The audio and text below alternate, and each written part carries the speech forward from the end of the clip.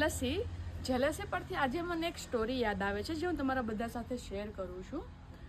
એક માણસ કે જેને ભગવાનને પ્રસન્ન કર્યા અને પછી ભગવાન પાસે વરદાન માંગ્યું કે હું જે પણ માગું તે તમે મને આપો. ભગવાને કીધું તથાસ્તુ, એક શરત છે, તું જે પણ માગીશ ને તે તારા બાજુવાળા પાડોશીને ડબલ મળશે.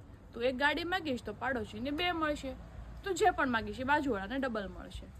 પહેલો કે વાંધો નહીં, ચાલો ને, મને જો ભગવાન આપતા હોય તો શું વાંધો છે, એને ભલે ડબલ મળતો. ભગવાને એણે એક ગાડી માગી, બાજુવાળાને 2 ગાડી મળી. એણે એક બંગલો માગ્યો, ઘર માગ્યું, બાજુવાળાને 2 ઘર મળ્યા. જમીન માગી, ડબલ જમીન મળી. ધીમે ધીમે એના કરતાં બાજુવાળાની મિલકત વધી ગઈ તો અહીંયા જેલસી ચાલુ થઈ ગઈ.